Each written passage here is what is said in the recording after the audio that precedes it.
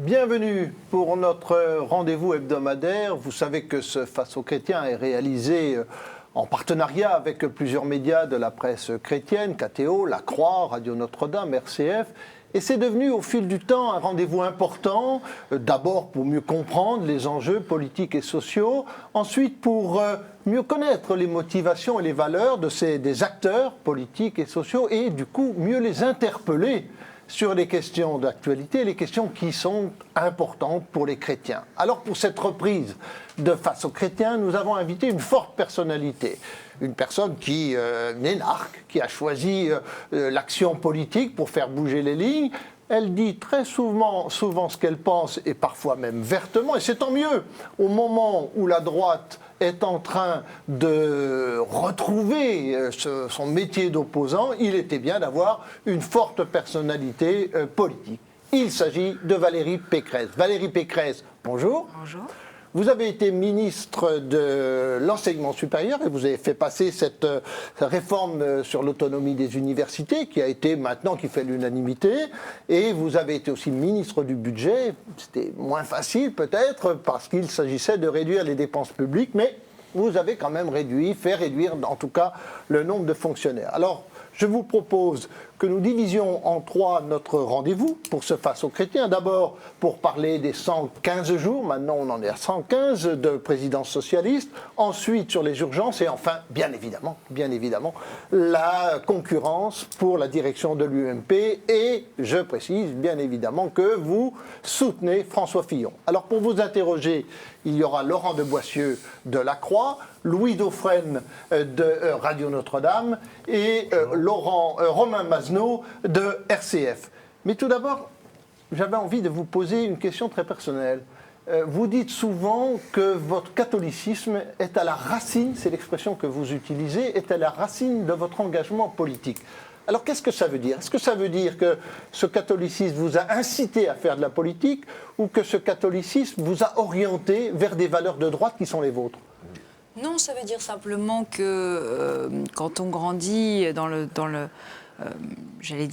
certitude qu'il faut aimer son prochain comme soi-même, on est forcément amené à s'engager à un moment donné pour donner du sens à sa vie.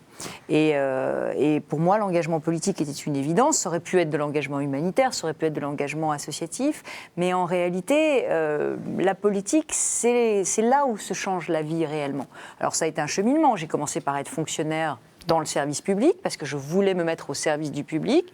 Et puis ensuite, je me suis dit qu'on était encore plus efficace et on avait encore plus de leviers de changement de la vie dans la politique, puisque c'est les parlementaires qui votent les lois, et ça m'a conduit à me présenter à l'élection.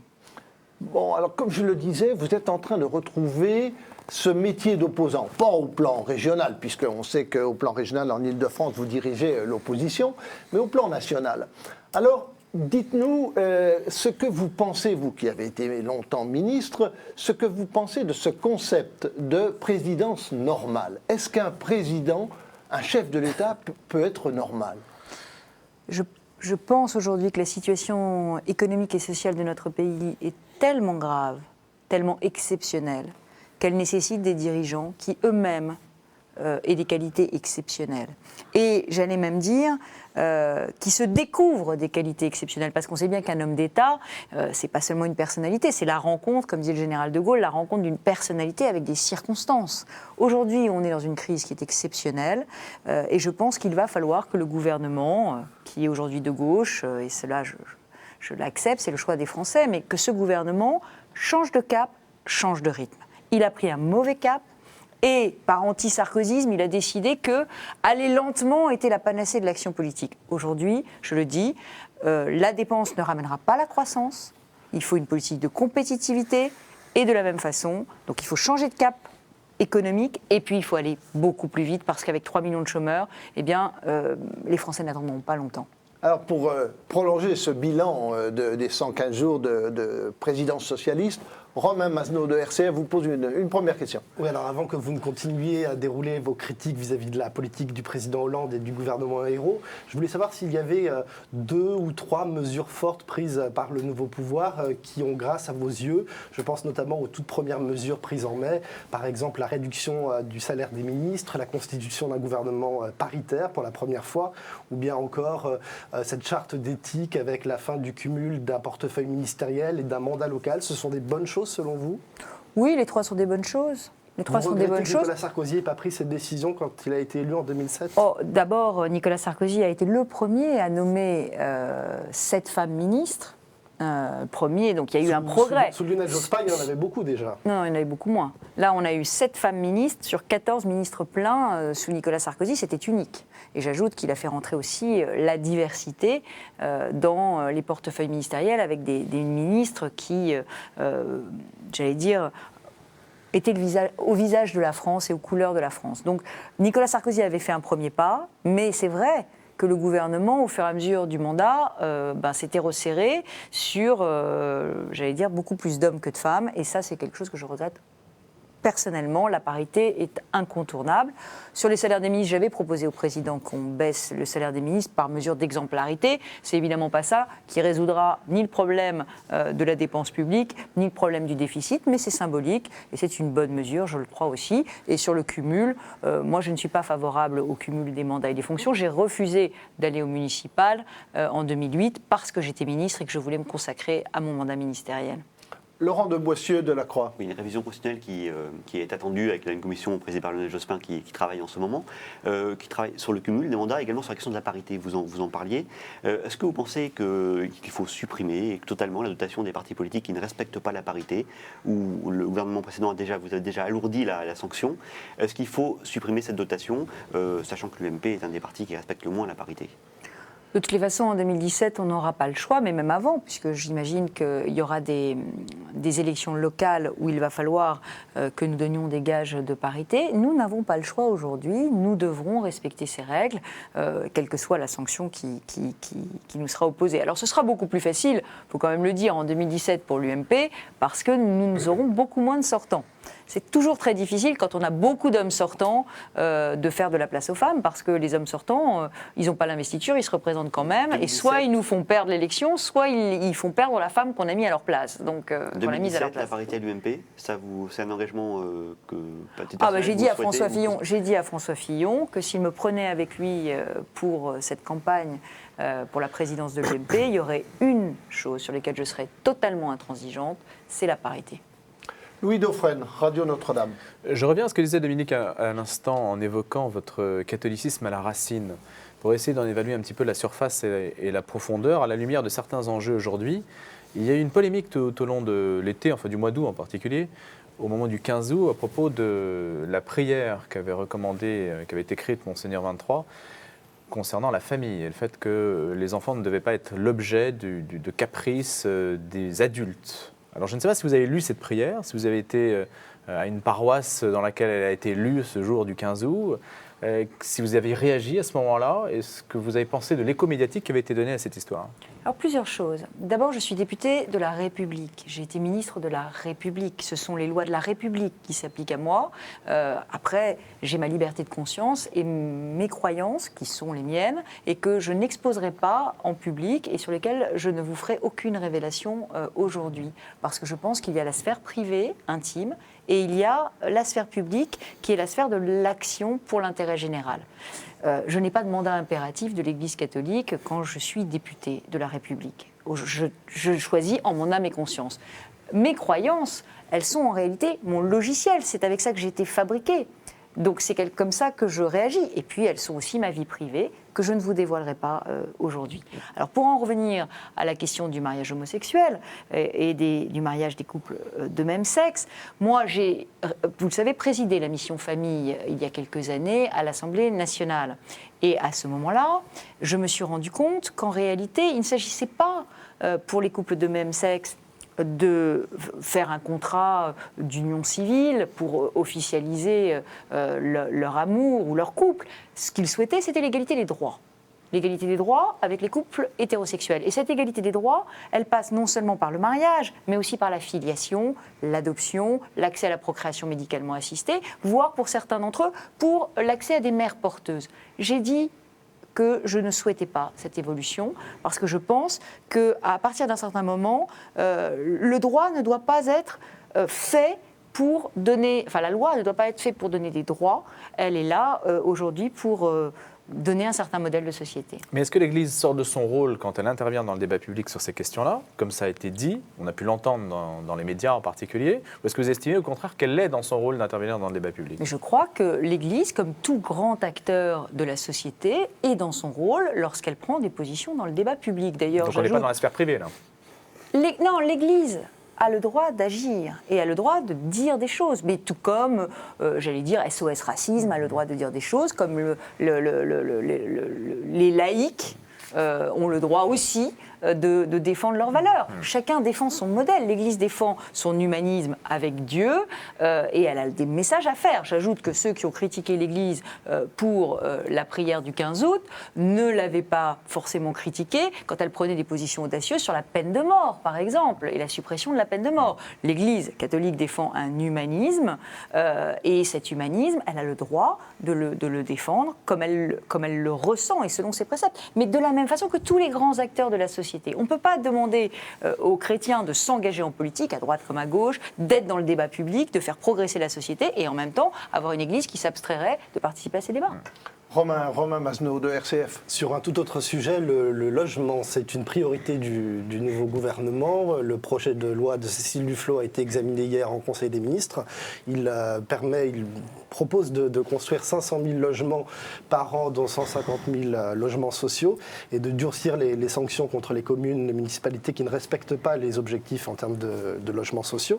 On se souvient que la droite s'était opposée de manière vigoureuse en 2000 à la loi SRU. Est-ce que vous allez aborder ce débat de manière plus consensuelle cette fois?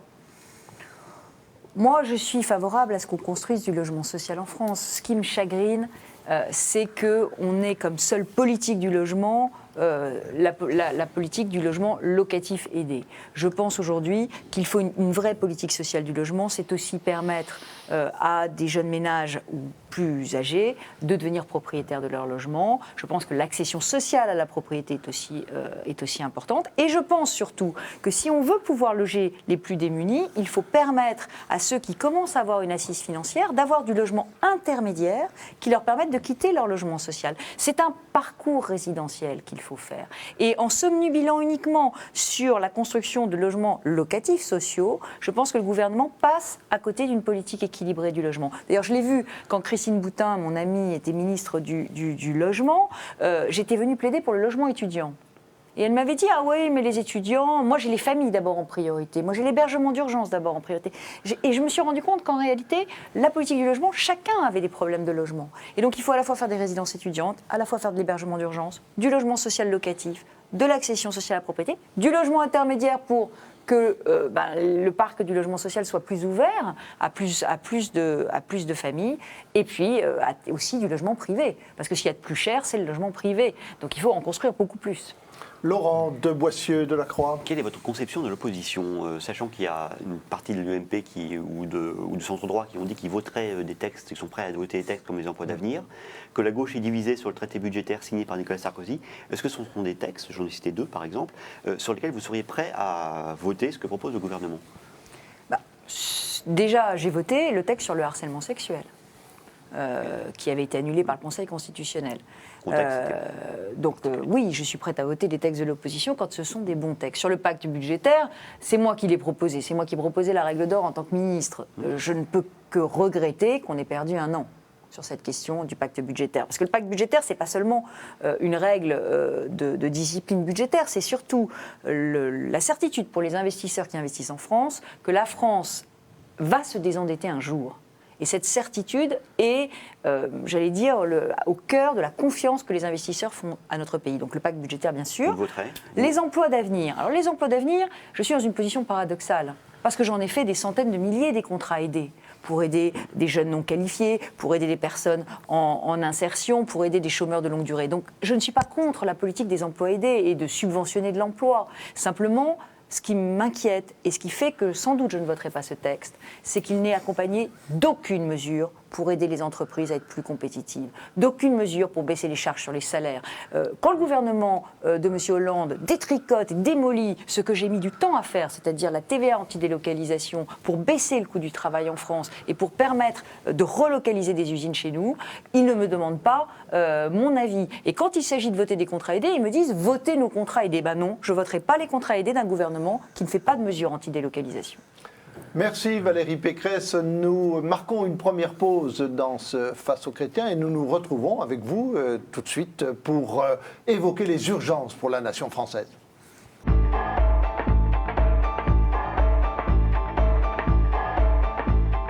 Deuxième partie de notre Face aux chrétiens avec Valérie Pécresse, députée UMP des Yvelines, soutien de François Fillon dans la bagarre pour l'UMP, et ancienne ministre de l'enseignement supérieur et puis du budget. Nous allons évoquer avec vous, Mme Pécresse, maintenant les urgences pour la nation. Quels sont vos choix? Alors, vous seriez en ce moment encore au gouvernement, quelles seraient les mesures d'urgence que vous prendriez? D'abord, je mettrais au cœur de ma politique l'emploi et la production en France. Toutes les décisions qui sont prises et qui n'ont pas pour but d'aider les entreprises à créer des emplois devraient être mise de côté. Mais tout le monde dit ça. Non, mais tout le monde ne le fait pas. Comment le faire? Déjà, le gouvernement a pris toute une série de mauvaises décisions qui vont contre cet objectif. Renchérir les heures supplémentaires en les refiscalisant, réduire donc le temps de travail à 35 heures. Ça ne créera pas d'emploi, ça va pénaliser les PME.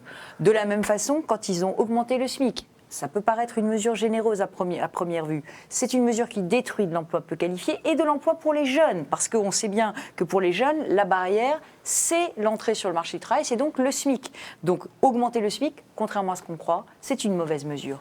La CSG augmentée à la place de la TVA, c'est une mesure contre l'emploi, parce que c'est une mesure qui va faire baisser le salaire des salariés. Donc je pense aujourd'hui qu'on a un gouvernement qui a pris plein de mauvaises mesures qui sont des mesures contre l'emploi. Et donc, moi, je ne prendrai pas ces mesures. De même que je ne signerai pas, si j'étais le président socialiste de la région Île-de-France, un marché avec une entreprise qui délocalise ses centres d'appel au motif qu'elle est moins chère. On ne doit pas prendre comme critère le critère du prix quand on peut prendre des critères qualitatifs, des critères sociaux qui permettent, au contraire, d'employer de la main-d'œuvre en France. Louis Dauphren, pour prolonger ce débat sur les urgences. Vous avez dit que vous signeriez donc le pacte budgétaire, mais quels seraient les Européens? Quelle est la marge de manœuvre en fait des gouvernements français face aux traités européens et aux traités internationaux auxquels nous sommes liés? Quelle est notre marge de manœuvre sur les délocalisations? On a déjà évoqué ce sujet à plusieurs reprises au cours de Face aux chrétiens. Finalement, on s'aperçoit que ce soit un gouvernement de droite ou un gouvernement de gauche, de toute façon, on est lié par une situation internationale et des traités qui nous obligent à être en concurrence avec le monde entier. Je ne suis pas sûre que ce soit les traités qui nous obligent à être en concurrence avec le monde entier. Cette situation que vous décrivez très bien, c'est celle d'un monde nouveau qui est en train d'apparaître, où les pays émergents sont aujourd'hui des grandes puissances en devenir, la Chine, l'Inde, le Brésil, où les États-Unis sont extraordinairement dynamiques. Et face à cette situation, l'Europe peut soit tomber dans le déclin, soit se redresser. On l'a vu avec l'Allemagne, il y a 10 ans, l'Allemagne était l'homme malade de l'Europe, l'Allemagne avait 10% de chômeurs, comme nous aujourd'hui. Et aujourd'hui, l'Allemagne, à 5% de chômeurs, est ultra compétitive. Alors on nous dit, quand on parle de l'Allemagne, on nous dit oh, on n'est pas des Allemands, puis les Allemands, ils ont toujours été comme ça. C'est pas vrai, les Allemands ont pris des décisions. Ils les ont pris par consensus. Et l'autre jour, j'étais dans un débat avec Bernard Thibault et Laurence Parisot, et ça m'a fait de la peine. Parce que je me suis dit, nous sommes un pays où les partenaires sociaux ne sont pas capables de se mettre d'accord autour d'une table sur des objectifs d'intérêt général et sur un diagnostic partagé. Le coût du travail est trop élevé en France, il y a trop de charges sur les salaires, tout le monde le sait, toutes les enquêtes le disent. Pécresse, et si on ne fait pas quelque chose... La croissance est en baisse depuis 1974. On a une croissance en baisse. C'est un chômage qui monte depuis 1974. Et tous les gouvernements... Non, avec des hauts et des bas, vous ne pouvez pas dire ça. Quand nous sommes arrivés en 2007, le chômage était à 7%. Donc, je crois que vraiment, il y a des possibilités à un moment donné de faire revenir la croissance, en tout état de cause. Il y a des moyens, regardez l'Allemagne. L'Allemagne a eu une récession très dure en 2009, Elle a fait des réformes structurelles, elle a baissé ses dépenses, elle a fait des efforts en termes de travail, en termes d'assouplissement du marché du travail, en termes de consensus collectif. Et au bout de ces 10 ans d'efforts, mais la Suède aussi, la Suède, les grands États social-démocrates suédois, modèle qu'on donne en permanence d'action publique efficace, les Suédois, pendant 10 ans, ils se sont serrés la ceinture. Pendant 10 ans, parce qu'ils étaient presque en faillite. Et aujourd'hui, il n'y a plus de chômage en Suède, il y a un excédent budgétaire. Et donc, c'est possible en Europe. Alors pourquoi il ne nous, faut n'y pas arrivons dire pas aux Français. Pourquoi Mais nous on n'y arrive pas. Alors, j'en prends ma part de responsabilité. Voilà. On n'y arrive pas parce qu'on n'a pas fait suffisamment de réformes.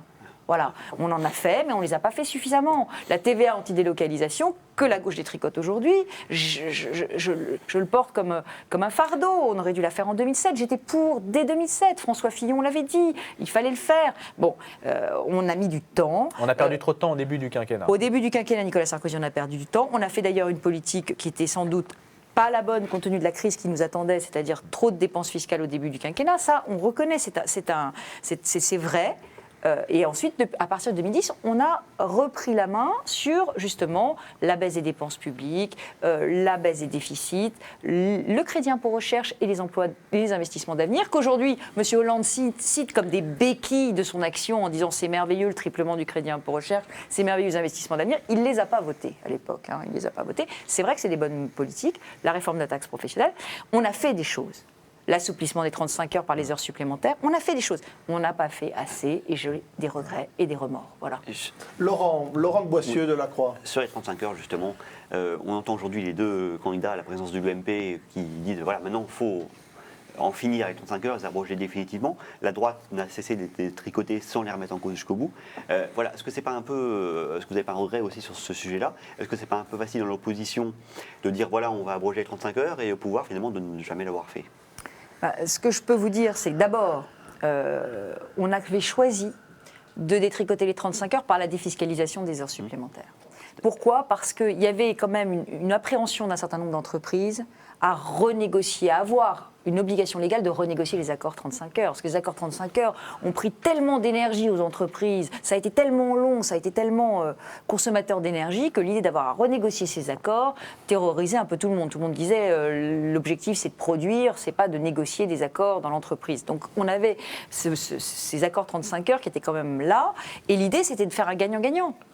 Les salariés ont le droit de travailler plus, ils gagneront plus, et du coup, d'ailleurs aujourd'hui, la moyenne du temps de travail des salariés français, c'est plutôt 39 heures que 35. Vous proposez une abrogation des Oui, 35 mais parce que les socialistes sont revenus sur la défiscalisation des 35 heures, donc les heures supplémentaires, on va en donner beaucoup moins aux salariés, donc on va rentrer dans cette politique malthusienne du partage du travail, ça ne créera pas un seul emploi, ça va faire de la baisse de pouvoir d'achat, de la baisse de consommation pour les salariés les plus modestes, qui vont avoir quelques centaines d'euros en moins à la fin de l'année, et quelques centaines d'euros, pour eux, c'était tout, j'allais dire, toute la qualité de vie qui risque de s'en aller. Voilà. Romain Masneau de RCF. Ouais, le gouvernement réfléchit à une refonte du droit du travail, notamment au développement du chômage partiel qui est peu utilisé en France, notamment les PME qui ont peu recours pour des raisons de difficultés juridiques, techniques. Est-ce que ça pourrait être une alternative aux accords compétitivité-emploi voulus en son temps par Nicolas Sarkozy? Non, ça n'est pas une alternative. D'abord parce que le chômage partiel, on l'avait énormément développé et que Xavier Bertrand avait d'autres... Par rapport à l'Allemagne, ça reste très peu utilisé. Le chômage partiel, vous comprenez bien que c'est très utile parce que ça permet de ne pas licencier les personnes quand l'entreprise est en difficulté, de les garder dans l'emploi. Nous l'avons développé et Xavier Bertrand avait des projets de le développer encore davantage. Mais vous voyez bien que ça n'est pas un outil de compétitivité pour l'entreprise. C'est un outil pour le salarié d'abord. Pour lui permettre de rester dans l'emploi et de ne pas se retrouver au chômage, et ensuite de revenir dans l'entreprise plus facilement si celle-ci réembauche ou retravaille. Mais le sujet, ce n'est pas seulement le chômage partiel, c'est dans les accords compétitivité-emploi, il y avait la possibilité d'assouplir les conditions de travail en fonction de l'activité de l'entreprise pour sauver l'emploi, y compris l'emploi à temps plein. Par exemple, dans certaines entreprises allemandes, ils ont accepté de travailler 32 heures. Dans d'autres, ils ont accepté de travailler 41 heures. Ça dépend. Ça marche plus souvent à la baisse qu'à la hausse quand même, ce genre de système. Ça dépend des entreprises. Il y a des entreprises industrielles à qui on a demandé de travailler plus parce que leur coût de production était trop élevé. Et ils ont accepté. Et c'était des accords d'entreprise. Ce qu'on veut, c'est de la souplesse. On pense que c'est dans l'entreprise que les salariés et les patrons sont les mieux à même de négocier ce qui est bon pour l'entreprise. Et que sauver une entreprise, sauver des emplois, eh bien, c'est un combat qui se mène vraiment sur le terrain. Et pas avec des politiques nationales où tout le monde doit passer sous la même toise, parce que ça ne marche pas. Et je crois que c'était ça, la philosophie des accords compétitivité-emploi. Je voudrais revenir sur vos propositions.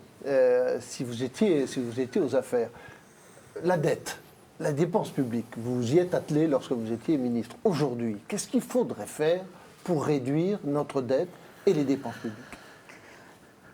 Il faut poursuivre la baisse du nombre des fonctionnaires. Et il faut l'étendre aux collectivités territoriales. Aujourd'hui, on a besoin d'un État qui soit un État plus stratège, plus économe, avec des fonctionnaires qui travaillent un peu plus, qui sont mieux payés et qui sont moins nombreux. Je l'assume, je le dis. Il faut reconfigurer la sphère publique qui est trop élevée. On a 56% de dépenses publiques dans notre richesse nationale. Les Allemands, c'est 41%. Bon ben voilà, c'est tout. Mais le gouvernement ne dit pas autre chose. Oui, mais c'est des Certes, impôts. Il va recruter dans certains secteurs, il va recruter, mais il va diminuer dans d'autres de manière plus forte que vous ne le prévoyez. Monsieur de Boissieu, ils ont dit qu'ils allaient stabiliser les effectifs. Au total. Oui, nous, on les baissait. Donc c'est pas la même politique. C'est pas la même politique.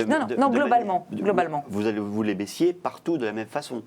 Non, c'est faux, c'est complètement inexact. On n'a pas fait le 1 sur 2 dans l'université, on ne l'a pas fait dans la recherche, on ne l'a pas fait dans la justice. Ça, c'est la caricature que la gauche veut donner de notre politique. Nous n'étions pas avec une calculette arithmétique et aveugle. C'était faux, c'est complètement faux. On a même augmenté les effectifs du ministère de la Justice. Peut-être, mais dans d'autres secteurs, comme la... Non, mais monsieur de Boissieu, notre politique n'est pas la même que la gauche. Nous avons supprimé 150 000 fonctionnaires en 5 ans. Ils veulent stabiliser les effectifs de la fonction publique. En stabilisant les effectifs de la fonction publique, qu'est-ce qui se passe? La masse salariale continue d'augmenter.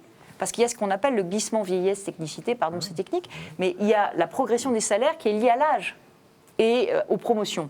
Donc, si vous stabilisez l'effectif de la fonction publique, la masse salariale de l'État, les dépenses de salaire de l'État vont continuer d'augmenter. Donc ça veut dire quoi? Ça veut dire que nous avions gelé le point d'indice, nous avions baissé le nombre de fonctionnaires et ça nous permettait de faire des économies. Avec la politique que propose la gauche, elle ne fera pas d'économies sur les fonctionnaires, sans doute parce que c'est sa clientèle électorale et qu'elle veut les choyer. Mais ça veut dire quoi? Ça veut dire qu'elle sera obligée de baisser les dépenses sociales, parce que c'est les deux grands vecteurs d'intervention de l'État. Mais un gouvernement, qu'est-ce qu'il peut faire sur les régions et les départements? Ils sont autonomes.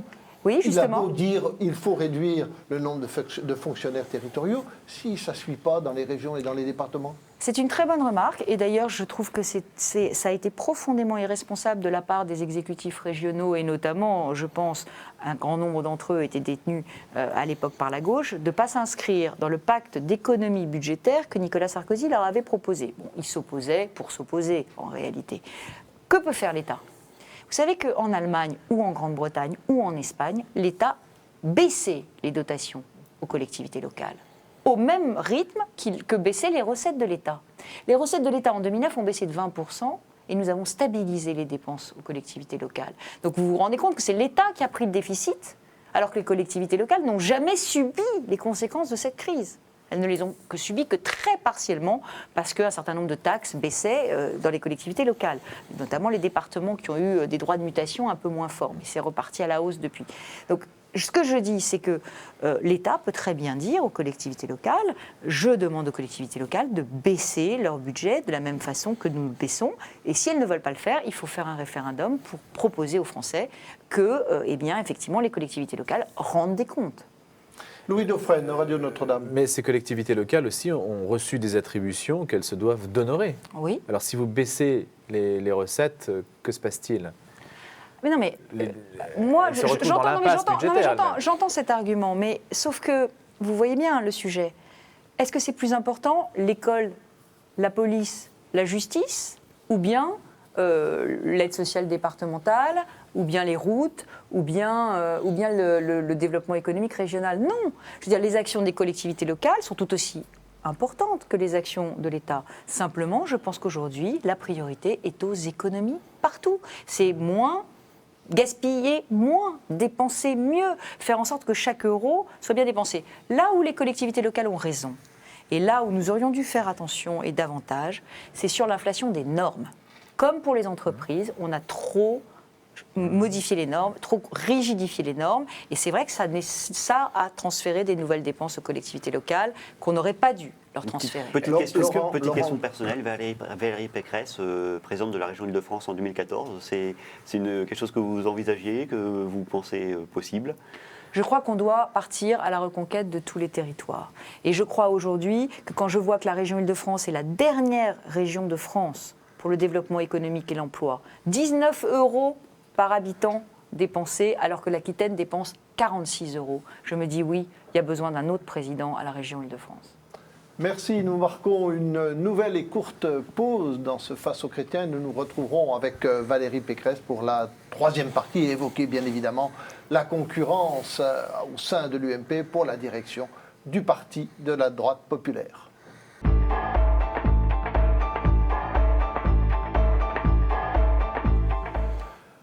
Rebonjour et bienvenue sur ce plateau de KTO pour le Face aux chrétiens avec Valérie Pécresse, ancienne ministre de l'Enseignement supérieur puis du Budget. Elle est interrogée par Laurent de Boissieu de La Croix, Louis Dauphren de Radio Notre-Dame et Romain Mazenot de RCF.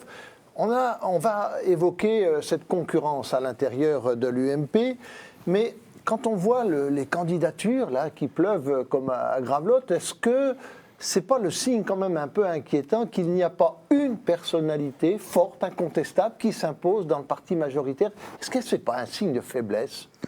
Quand vous lisez les sondages, vous vous apercevez qu'il y a une personnalité qui s'impose avec force aujourd'hui et qui est une des personnalités les plus populaires auprès des Français, qui s'appelle François Fillon. Et je peux le comprendre d'ailleurs parce que quand je vois les 100 jours de Jean-Marc Ayrault, je me dis, n'est pas Fillon qui veut.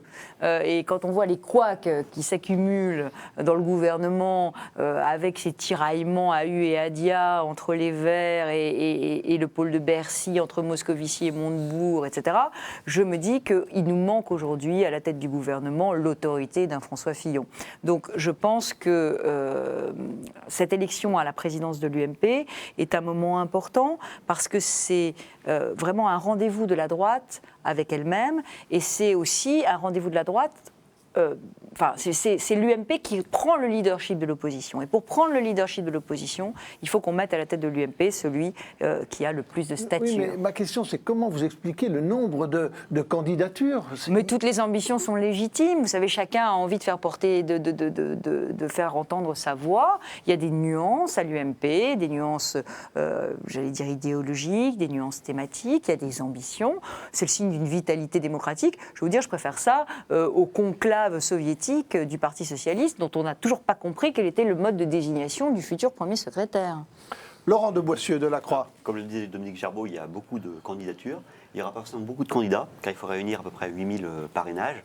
Il semble que même des personnalités comme Bruno Le Maire ou Nathalie Kosciusko-Morizet aient du mal à les réunir. Si au final il n'y a que 2 candidats, les 2 favoris, François Fillon et Jean-François Copé, est-ce que ça serait le signe d'un problème démocratique au sein de l'UMP selon vous? C'est surtout un problème de règles du jeu. Dans les règles du jeu de cette élection, il y a des règles du jeu qui sont fixées par les statuts, les 8000 parrainages. Celles-là, on ne peut pas les changer, c'est nos statuts originels, il faudra un congrès, etc. Mais il y a les modalités de la campagne. Aujourd'hui, on voit bien, ne pas donner les fichiers d'adhérents aux candidats, ne pas permettre d'envoyer une lettre aux adhérents avec le bulletin de parrainage. Moi, j'ai des gens qui m'appellent désespérés en me disant « je veux parrainer François Fillon, mais comment je fais? J'ai pas Internet, j'ai pas d'imprimante, j'ai pas de photocopieuse, etc. » Donc, on voit bien qu'on a complexifié ces règles de manière beaucoup trop importante. On a verrouillé de manière beaucoup trop importante ces parrainages. Ça n'est pas bon pour l'UMP. Quand vous dites on, l'équipe dirigeante qui nous a proposé ces règles et qui les a fait adopter par un bureau politique, je crois que ces règles sont trop strictes et qu'il faut en tirer les conséquences pour la suite. Parce que la primaire de 2016 sera un rendez-vous très important pour l'UMP puisqu'elle désignera notre candidat pour gagner les élections nationales. Et cette primaire de 2016, elle devra être incontestablement beaucoup plus ouverte et démocratique que cette première élection présidentielle de l'UMP. Avec un nouveau président de l'UMP en 2015, d'ailleurs. Et une nouvelle élection du président de l'UMP en 2015, vous avez tout à fait raison. Romain Masneau, RCF. Quand on écoute François Fillon et Jean-François Copé, on a du mal à distinguer deux lignes politiques claires. Est-ce que c'est juste le combat de deux ambitions, de deux hommes, de deux styles, ou est-ce qu'il y a vraiment des lignes de partage? Est-ce qu'il y en a qui est plus social, François Fillon, et l'autre plus libéral, Jean-François Copé?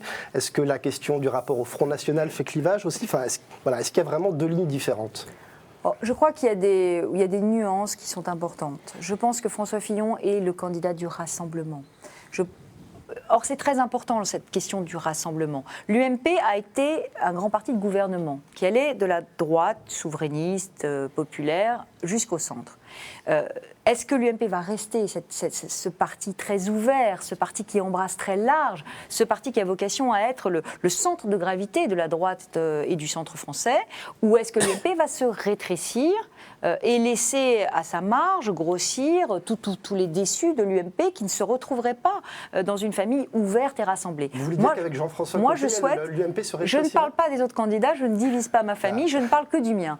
Je pense que François Fillon est vraiment dans une position de rassembleur. Je pense que sa popularité dépasse aussi l'UMP, que pour gagner les municipales, pour gagner les cantonales, les régionales et le Sénat, il va falloir qu'on ait un très large mouvement qui se dessine autour de l'UMP. Il y a les militants, il y a les sympathisants, il y a les Français. Il faut leur redonner envie de voter pour nous, il faut leur redonner envie de nous suivre et de nous croire. Et je crois que par son parcours, par sa stature... Vous savez, François Fillon, il a voté non à Maastricht. Et aujourd'hui, il est européen. Il peut rassembler la France du oui et la France du non. Il a été élu 6 mandats dans la Sarthe, il a repris une circonscription très difficile, il a été président de région, président de conseil général, maire. Il est aujourd'hui à Paris pour la reconquête des métropoles. Il peut réconcilier la France des grandes villes, la France des terroirs. C'est ça ce que j'appelle le rassemblement. C'est au-delà même du centre, des libéraux et des gaullistes. Louis Dauphin de Radio Notre-Dame. On voit bien le calcul politique, éventuellement sa pertinence, mais avoir voté non à Maastricht et aujourd'hui être européen, c'est quand même extrêmement singulier comme position, je trouve. Non, c'est le cheminement. On regarde quand même de l'anticipation qu'on aurait pu attendre d'un homme politique, et des hommes politiques en général, qui ont peut-être assez mal vu dans quel engrenage la situation européenne allait nous emmener. Non, François Fillon, non mais cette question est importante. François Fillon vient de la droite souverainiste et il a gouverné la France.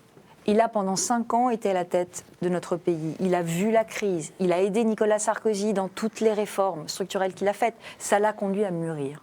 Ça l'a conduit à prendre conscience d'un certain nombre de réalités. Et dans ces réalités, il y a la nécessité absolue de la fraternité franco-allemande et une nécessité absolue qu'il a lui-même construite pendant 5 ans. Donc je crois qu'on ne peut jamais reprocher, surtout pas sur des télévisions et des radios catholiques, à quelqu'un de s'être égaré à un moment donné dans sa vie, dès lors qu'il fait son mea culpa et qu'il sait, il croit aujourd'hui, j'allais dire, il va dans la bonne direction. Laurent Deboissieu de la Croix. La présidence de l'UMP, en fait, c'est un trio. Sur le bulletin de vote, il y aura 3 noms. Il y aura le nom d'un président, d'un candidat à la présidence, d'un secrétaire général et d'un vice-président délégué. Jean-François Copé a présenté son trio, et pas encore François Fillon. Pourquoi on a l'impression un peu ce retard dans l'implantation du ticket Fillon, et quel pourrait être votre rôle personnel ? De toutes les façons, moi j'ai dit à François Fillon que je me mettais à sa disposition pour l'aider. François Fillon choisira son trio, il choisira toute son équipe. Aujourd'hui, dans une logique très large de rassemblement, nous, vous savez, on n'est pas, j'allais dire, un clan de proches. On essaye justement d'amener à François l'ensemble de la droite et du centre, de créer des partenariats politiques avec d'autres candidats aussi. Donc nous attendons et puis nous déclarons la meilleure équipe possible très vite. Vous seriez déçu si vous ne faisiez pas partie du trio ? Pardon ? Vous seriez déçu si vous n'étiez pas sur ce trio de tête de l'équipe dirigeante ? Je suis prête à m'engager dans l'équipe dirigeante de l'UMP, si c'est la question que vous me posez. Non, ce n'est pas tout à fait la question qu'il posait. Non, mais je suis prête à m'engager dans cette équipe. Le choix reviendra à François Fillon. Moi, ce que je souhaite, c'est vraiment qu'on fasse vivre la démocratie militante. J'ai le sentiment que dans cette dernière campagne présidentielle, des Français qui étaient vraiment des militants auraient eu envie de faire plus. Et que quand on voit que nous avons perdu à 48,5, ils se disent, si finalement on nous avait donné plus d'informations, si finalement on nous avait mieux formés, comme le Parti Socialiste qui a envoyé tous ses militants en porte-à-porte dans toutes les rues de France pour distiller l'anti-sarkozysme, eh bien nos militants se disent peut-être que si on nous avait nous avions été plus utiles, nous aurions pu être plus utiles pour la victoire. Et c'est ça que je veux recréer pour les élections municipales de 2014. Vous parlez de rassemblement autour de François Fillon. Est-ce que vous lancez un appel aux candidats qui ont du mal à avoir des signatures, Nathalie Kosciusko-Morizet et Bruno Le Maire, éventuellement Xavier Bertrand, qui les a peut-être, lui, à vous rejoindre ce rassemblement autour de François Fillon? Mais j'appelle tous les militants à se rassembler autour de François Fillon, parce que chaque militant nous sera précieux. La participation à cette élection sera un événement absolument, un événement majeur, parce que s'il y a une forte participation, ça veut dire que l'UMP est vivante. Ça veut dire que les militants sont actifs, ça veut dire qu'ils veulent s'engager. Cette valeur de l'engagement est cruciale pour nous. Si la participation est très faible, si effectivement les militants se détournent de cette élection, c'est l'image de la droite qui est en jeu. Et donc je pense que ce sera un mauvais signe pour la santé de l'UMP. Donc oui à la participation, oui au rassemblement le plus large, oui à la mobilisation des militants. Je souhaite qu'ils viennent dans les réunions, qu'ils viennent écouter les candidats et je souhaite qu'ils parrainent et qu'ils votent. Romain Mazenot de RCF. Jusqu'à la présidentielle, on avait cru comprendre que les ambitions de François Fillon étaient plutôt du côté de la mairie de Paris en 2014. Là, il se lance à la conquête de l'UMP et il dit que c'est finalement des primaires avant l'heure pour la présidentielle de 2017. Donc l'Élysée, la mairie de Paris, l'UMP, ça fait pas un peu beaucoup d'ambition pour un seul homme, tout ça? L'important pour nous, c'est reconquérir le cœur des Français. Reconquérir le cœur des Français et mener des combats politiques qui vont être majeurs. Nous avons besoin, à la tête de l'UMP, de celui qui peut nous apporter sa popularité, sa crédibilité, sa stature, et qui peut nous faire gagner les municipales de 2014, mais partout en France, pas seulement à Paris, bien entendu. Alors moi, je suis particulièrement intéressée, puisque vous savez que je dirige l'opposition en Ile-de-France, je suis particulièrement intéressée à ce qu'effectivement, en Ile-de-France, nous incarnions une opposition qui rassemble. Et ça, c'est très important. Il pourrait être président de l'UMP et maire de Paris, par exemple. Écoutez, nous, ce que nous voulons, c'est que les militants se prononcent. Nous voulons de la démocratie militante, bien davantage qu'aujourd'hui. Aujourd'hui, un militant ne peut pas se prononcer, par exemple, pour valider une candidature d'un député. Les militants ne sont pas concernés si on leur propose une femme ou un homme, c'est pas eux qui choisissent. On ne leur propose jamais le choix. Donc, il faut qu'il y ait plus de démocratie. Et ça veut dire quoi? Ça veut dire des primaires militantes. Des primaires militantes dans toutes les grandes villes pour désigner nos candidats pour la reconquête. Donc ça veut dire qu'on organisera une primaire. Pardon, Madame Pécresse, vous dites primaire militante ou primaire des adhérents de l'UMP? Ça, c'est une question qu'il faut qu'on... militante, c'est des adhérents de l'UMP. Oui, mais... Non, la question qu'il faut qu'on tranche, c'est est-ce qu'on limite cette primaire aux adhérents ou est-ce que les adhérents eux-mêmes souhaitent que cette primaire soit élargie? C'est une question qu'il faudra leur poser. Moi, je suis pour qu'on ait des référendums militants au sein de l'UMP, là encore pour faire vivre la démocratie. Je veux revaloriser le rôle du militant parce que je veux donner envie à tous les Français du centre et de droite de s'engager dans un parti politique. Je crois que l'engagement dans la vie politique, l'engagement dans les partis politiques est injustement décrié, l'image des partis politiques est injustement décriée dans notre pays. Je pense que quand on a des convictions, il faut les faire vivre et que la première façon de les faire vivre, c'est de militer dans un parti. Louis Dauphren de Radio Notre-Dame. Le militantisme de gauche n'est pas de même nature que le militantisme à droite. Oh, il n'y a pas non plus beaucoup d'adhérents au Parti socialiste. Hein. Non, mais ce n'est pas la même démarche forcément militante. Est-ce que vous escomptez, ce que je veux dire par là, c'est est-ce que vous voulez copier le succès des primaires à gauche? Mais est-ce que vous pensez que vous obtiendrez un succès comparable vu peut-être le degré d'application militante qui est quand même beaucoup moins fort? Non, mais là, traditionnellement, la droite est plus individualiste, joue moins collectif. Là, c'est évident que c'est d'abord une élection fermée. Puisque, là encore, la direction de l'UMP n'a pas souhaité qu'on rouvre les adhésions pour permettre à des Français de venir participer à cette élection, alors même qu'ils n'étaient pas adhérents. Il fallait être adhérent au 30 juin 2012 ou avoir cotisé en 2011 pour pouvoir voter à cette élection. Donc c'est une élection qui est aujourd'hui fermée. C'est une élection entre nous. Mais pour 2016, il faudra faire des élections élargies. On peut même envisager de le faire dès 2014 pour le choix dans les grandes villes.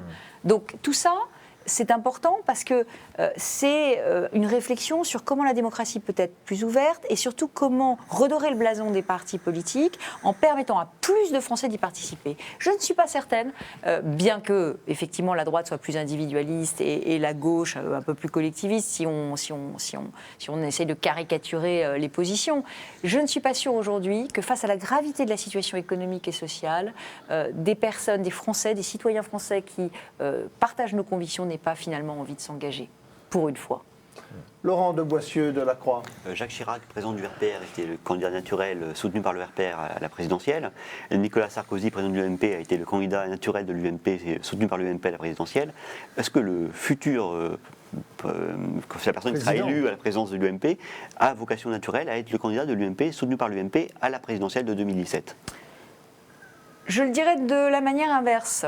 Je dirais que le premier secrétaire du Parti socialiste, Martine Aubry, avait vocation à se présenter à la primaire, de même que le président de l'UMP aura certainement vocation à se présenter. La tradition à droite et à gauche, le rapport au chef de parti n'est pas du tout le même. Oui, mais c'est d'ailleurs pour cela que François Fillon et Jean-François Copé s'engagent aujourd'hui. Je crois qu'il ne faut avoir aucune naïveté sur cette question. Je pense qu'il n'y a pas d'un côté un François Fillon qui voudrait aller à la présidentielle de 2017 et de l'autre côté un Jean-François Copé qui n'aurait pas envie d'y aller. Je crois que les deux ont l'ambition un jour de mener ce combat qui est le combat final du quinquennat, qui est celui pour regagner la majorité au Parlement. Je pense que les deux sont potentiellement candidats. Je pense qu'il y aura des primaires en 2016, mais que ces primaires de 2016, compte tenu de la façon dont s'organise aujourd'hui l'élection du président de l'UMP, il faudra qu'on y travaille très vite pour les rendre beaucoup plus ouvertes que n'est aujourd'hui l'élection à la présidence de l'UMP. Le battu, là, n'est pas disqualifié pour ensuite être éventuellement le candidat de l'UMP en 2017.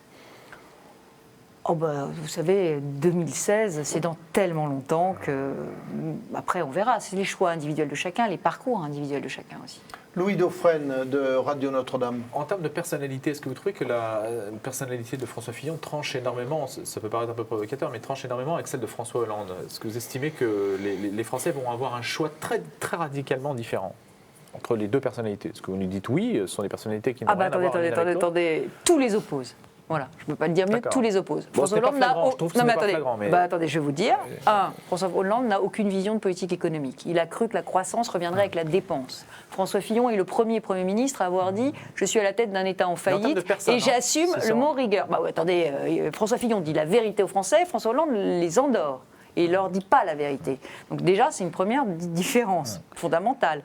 Deuxièmement, François Fillon est un ministre qui a fait toutes les grandes réformes des 10 dernières années ont François Fillon à l'origine.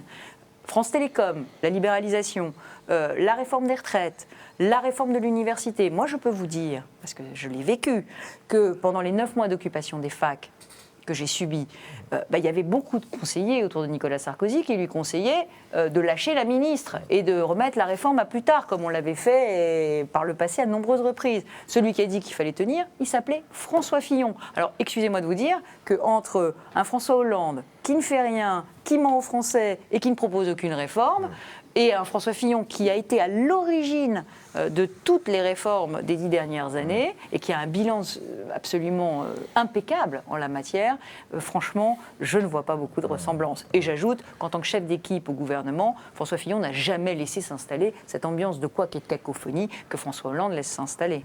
Romain Masneau de RCF. Un retour de Nicolas Sarkozy, vous y croyez? C'est une possibilité. Vous ne l'espérez pas? Moi, ce que j'espère, c'est que le pays va s'en sortir. Et pour que le pays s'en sorte, il faut absolument que le gouvernement change de cap ou alors qu'on change de gouvernement. Donc ça posera le problème, effectivement, des batailles que nous aurons à mener. Si Nicolas Sarkozy s'avérait être le meilleur pour nous faire gagner en 2017, je rejoindrai sans aucun état d'âme Nicolas Sarkozy et j'appellerai François Fillon à le faire, tout comme Jean-François Copé.